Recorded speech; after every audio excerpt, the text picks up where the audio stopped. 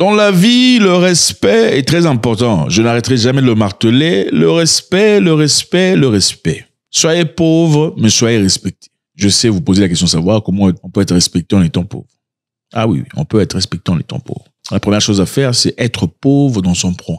C'est-à-dire garder votre pauvreté privée. Quand vous êtes pauvre, vous ne demandez pas, on vous respecte. On arrête de respecter le pauvre qui demande. C'est quand vous commencez à demander qu'il le respect pas à travers la fenêtre.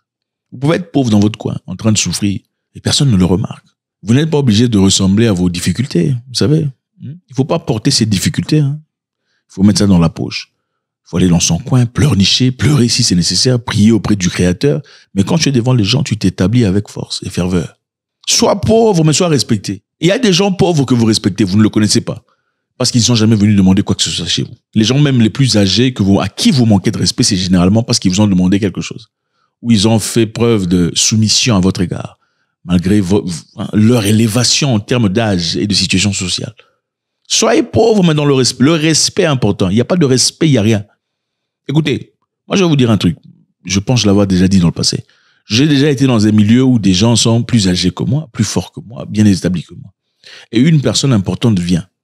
Leur façon de s'accourir auprès de cette personne, boss, chef, patron, vraiment, nous sommes contents de te voir. Je me souviens à l'époque, j'étais vigile. Mais j'étais dans mon coin. Je disais poliment bonjour et c'était ça. Jamais, tu vois, dans la famille, il y a ma sœur qui est malade, ma femme a le cancer pour recevoir des petites pittances. Mais à chaque fois que ces gens-là quittaient, généralement, c'était des blancs très riches. Ils donneraient des petites histoires à toutes ces personnes plus grandes de taille que moi.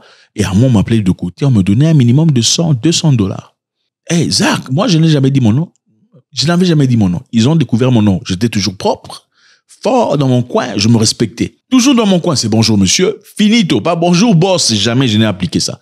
Il faut se faire respecter dans la vie, par son attitude personnelle. C'est très important. Le Sénégal aujourd'hui a changé la donne, c'est clair. Quoi de neuf?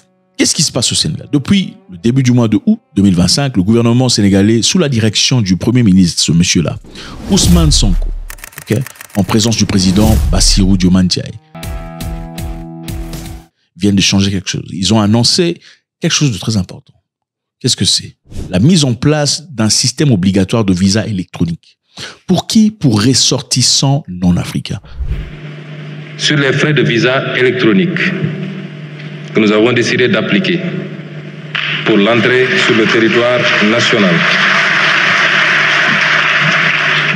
aux pays hors Afrique et aux pays africains qui nous appliquent le visa, nous nous projetons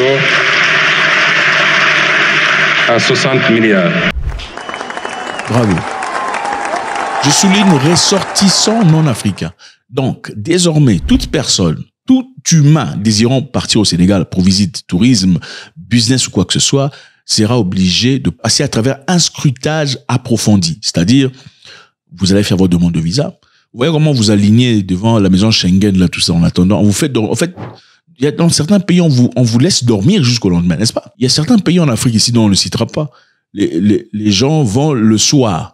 Ils payent quelqu'un pour aller le soir, pour passer nuit à sa place. Jusqu'au matin, lui, il arrive, il remplace la personne.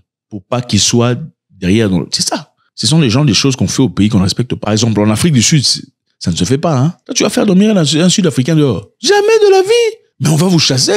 Pourquoi? Parce qu'ils respectent le gouvernement. Et le gouvernement respecte son peuple. Jamais, ce n'est pas possible. Moi, je me souviens avoir demandé un visa en Afrique du Sud. On nous a accueillis. Asseyez-vous, s'il vous plaît. Vous voulez quoi? Du café? Café au lait? Mais regardez comment on traite les autres Africains en Afrique. Quand vous allez demander votre visa, c'est comme si vous étiez des mercenaires en quête de pardon présidentiel. Eh bien, le Sénégal vous dit, niet chez nous, désormais, pour venir. Vous allez vous aligner comme nous, on s'aligne chez vous. Les ressortissants des pays qui exigent des visas aux Sénégalais, désormais, vont devoir s'aligner pour aussi faire une demande de visa. Cette politique repose évidemment sur le principe de réciprocité. Voilà ce que je vais vous dire, la réciprocité. Si vous écrivez à quelqu'un au téléphone et il ne vous répond pas pendant 2 jours, il Il répond seulement après 3 jours. Vous aussi, il faut attendre 3 jours avant de répondre. Il faut pas vous embrouiller. Oh non, il a répondu. Non, calme-toi. Il faut aussi attendre 3 jours pour répondre. Bon, ça, ce n'est pas valide si tu es vraiment en difficulté. Hein. Si la famille est dans la pauvreté, l'enfant est malade, le monsieur peut te donner de l'argent. Là, il faut pas appliquer ça. Mais si c'est un monsieur, un collègue, une personne là, tout ça, vous écrivez, elle vous répond. Même si c'est une femme, vous êtes intéressé, vous écrivez, elle vous a fait attendre pendant 2 jours. 2 jours et demi. Ah, ok, d'accord, il n'y a pas de souci. Fini tout. Le respect doit s'imposer. La réciprocité est très importante. Le Sénégal a réalisé qu'ils sont trop généreux, trop gentils, trop sympathiques. Et trop bons, c'est trop couillant. Donc, si un pays exige un visa aux voyageurs sénégalais, alors ces citoyens devront obtenir le e-visa pour entrer au Sénégal. Félicitations. C'est de ça qu'on parle. Ok? C'est de ça qu'on parle. Maintenant, qui sont ciblés ici? Nous avons les États-Unis d'Amérique, qui généralement vont au Sénégal sans visa. Nous avons le Canada. Nous avons le Royaume-Uni, nous avons la France, qui est en effet un pays colonisateur, qui profite de beaucoup d'avantages. Malheureusement pour les Sénégalais, eux doivent s'aligner. Il y a la Chine aussi, qui désormais vont devoir payer et obtenir un visa en ligne avant de faire leur voyage. Bravo au Sénégal. Alors dans cette histoire, ce n'est pas seulement une question d'ego, il y a aussi des objectifs et des avantages qu'il faut gagner. On estime que le Sénégal gagnera environ 60 milliards de francs CFA sont attendus dans les caisses de l'État pour obtenir le plan national de relance économique, le Sénégal en général. Donc 60 milliards de francs CFA, c'est beaucoup d'argent en faisant vos demandes de visa, tout ça. D'ailleurs, généralement dans les espaces Schengen, qu'est-ce que ça se passe? Quand vous allez demander vos visas, ils se font des centaines de millions de dollars. Comment ça?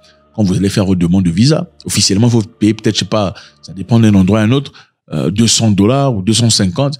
Il y a aussi les commissionnaires à qui il faut donner un petit 50 au-dessus. Vous dépensez en moyenne 300, 400. Si vous ne passez pas à travers les gros commissionnaires mentir là, tout ça là-bas, en fin de compte, ils font quoi? On ne vous donne pas nécessairement le visa. Est-ce que vous recevez le visa impérativement? Non. D'ailleurs, pour la plupart des cas, il y a plus de rejets que d'acceptance. Plus de rejets que de visas délivrés, n'est-ce pas? Donc, ces gens se font beaucoup d'argent sur la tête des Africains qui veulent partir. Ils savent que vous êtes des minables, vous voulez partir là-bas. Je suis désolé de vous dire la vérité. Écoutez, moi, vous allez soit beaucoup m'aimer ou beaucoup me détester. C'est ça, voilà pourquoi. Nous, en fait, nous ne sommes pas des content creators. Hein? Les content creators sont là pour vous créer des content. Vous appelez ça quoi en français? En français.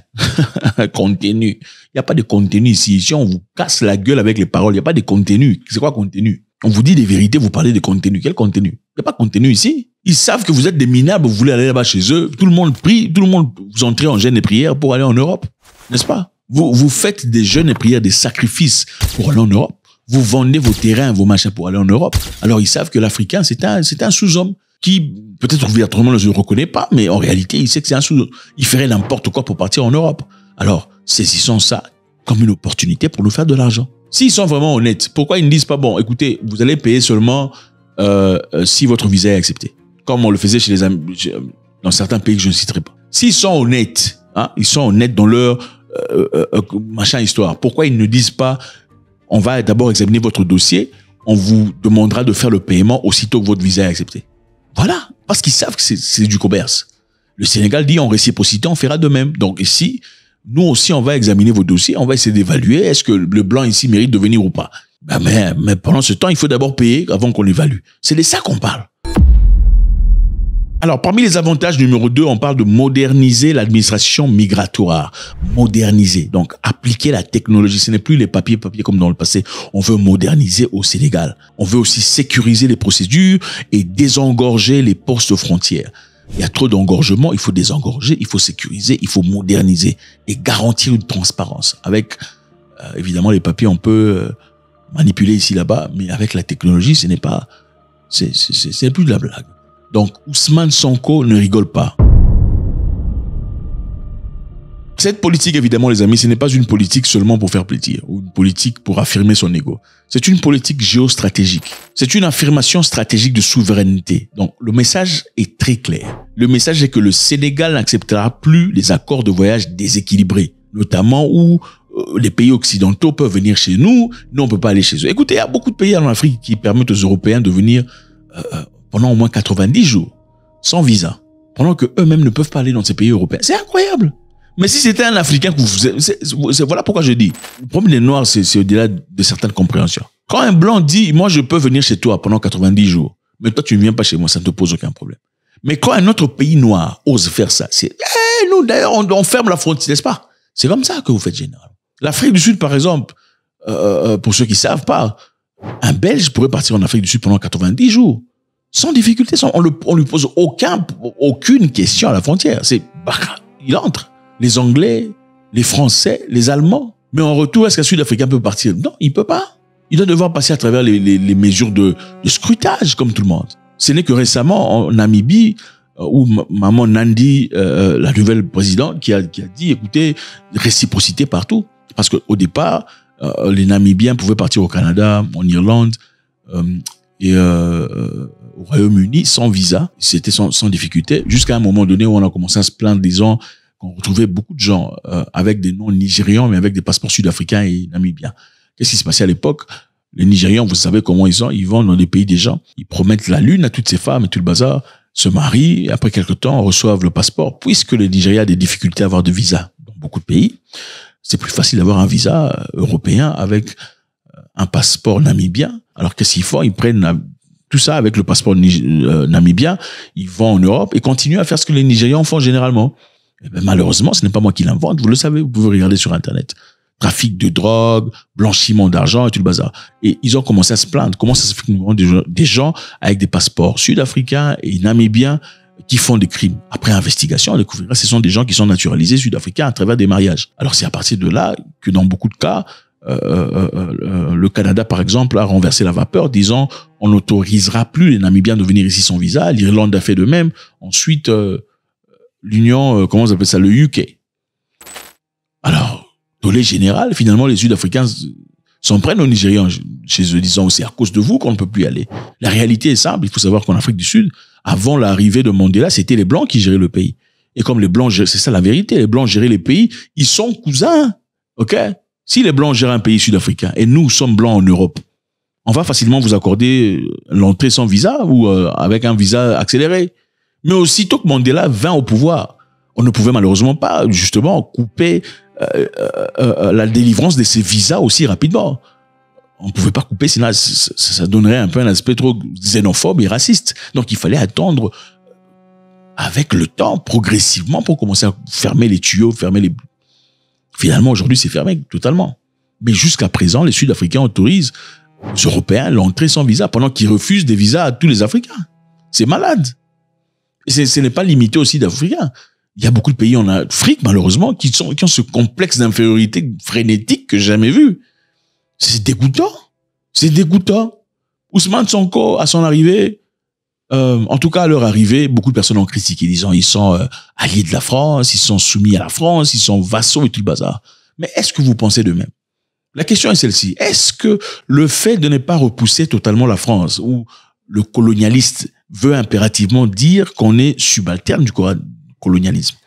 Est-ce que le fait de ne pas repousser la France veut dire qu'on est pour la France? On peut faire usage de tact et d'intelligence. Est-ce que trouver des solutions se fait impérativement par la force, par la coupure générale d'électricité ou de communication? Point d'interrogation. Ce sont le genre de mouvements que nous voyons. Nous savons ce que Trump est en train de faire récemment.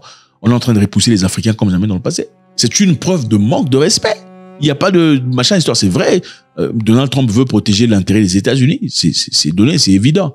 Donald Trump veut que les États-Unis soient great again. C'est vrai. Mais il y a une preuve manifeste de manque de respect. Envoyer des voyous, des bandits, des violeurs en Afrique, mais c'est manque de respect. Vous pensez que c'est la politique internationale? Pourquoi ils n'envoient pas des voyous, des voleurs en France? Dites France, prenez nos voyous, nos voleurs. Non, pourquoi ils font pas ça en Irlande, ou en Grande-Bretagne, ou en Norvège, ou en Islande, ou au Danemark? Pourquoi ils font ça en Afrique? Point d'interrogation, vous avez votre réponse là. Félicitations à Bassirou Diomaye et Ousmane Sonko. Malheureusement, il y a aussi des pays africains qui vont devoir faire des demandes de visa pour aller au Sénégal. Donc, ces pays concernés, il y a l'Afrique du Sud, le Maroc, l'Algérie, l'Égypte et l'Éthiopie. Ces pays africains demandent des visas aux Sénégalais. Donc, les Sénégalais, en réciprocité, aussi, vont demander des visas. En attendant, au Rwanda, on a accepté jusqu'à 250 immigrés illégaux des États-Unis. Donc, Donald Trump va pousser 250 immigrants ou immigrés ou bandits des États-Unis au Rwanda. Ok, c'est ça qui se sont convenus là. Le Rwanda, évidemment, se réserve le droit de sélectionner et d'approuver chaque candidat. par le Rwanda. Le Rwanda offrira un soutien de formation professionnelle, de soins de santé, de logement. Ça, c'est facile. Ils ont beaucoup d'expérience par rapport à ça. Ils le font pour leur peuple. Les soins de santé, je pense que nombreux, en tout cas la grande majorité, on reçoit gratuitement dans le pays. Ce sont des soins de qualité. Ce n'est pas comme dans beaucoup de pays africains où vous partez dans les institutions publiques, c'est la crasse, c'est invivable. Il faut nécessairement partir dans un hôpital privé pour avoir les soins appropriés. Et ben, c'est pas le cas au Rwanda. C'est-à-dire que ça va se passer. Mais ils ont aussi l'expérience parce qu'ils ont travaillé avec le Royaume-Uni dans le passé, où le Royaume-Uni a envoyé des bandits africains au Rwanda pour aller faire leur demande de visa. Donc, ils ont de l'expérience. Jusque-là, ce n'est pas encore divulgué. On ne sait pas combien le Rwanda gagnera. Ce qui est évident est qu'ils recevront un soutien financier. Mais nous savons que El Salvador, en Amérique du Sud, ils ont reçu à peu près 6 millions de dollars pour recevoir une centaine d'immigrants. Et ces gens sont en effet incarcérés à El Salvador. Ceux du Rwanda ne seront pas nécessairement incarcérés, mais on ne sait pas exactement combien ils recevront. Nous savons qu'ils ont reçu à peu près 300 millions de dollars au minimum venant du Royaume-Uni dans leur projet passé. Qu'est-ce qu'ils recevront des États-Unis d'Amérique? On ne sait pas. Qu'est-ce que le Rwanda gagne? Les Rwandais, évidemment, gagnent la bonne collaboration de Donald Trump. En ce moment aussi, beaucoup de personnes fournissent des efforts pour avoir cette bonne relation avec Trump. Parce qu'avoir une bonne relation avec Trump, qu'on ait raison ou tort dans quelconque situation, on a le soutien des États-Unis d'Amérique. Et tout le monde cherche à obtenir cela. Alors, c'est ça, les amis. Le Sénégal, c'est pas votre ami. Ils ne sont pas vos amis, c'est clair, c'est évident. Les choses doivent changer. C'est nouveau, c'est géostratégique, c'est réciproque. Visa, scrutage. On va contrôler votre famille, on va examiner si vous avez un grand-père terroriste et tout le bazar.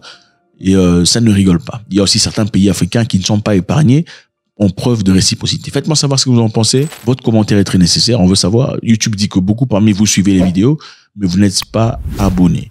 Pourquoi n'êtes-vous pas abonnés? Je suis curieux de le savoir. Balancez un commentaire. Nous vous savons très intelligents. Évidemment, ici, ce n'est pas un endroit où moi, je vous donne des contenus. Il n'y a pas de contenu ici. Si on parle, on veut savoir ce que vous avez à dire. C'est toujours avec respect et grand plaisir. God bless.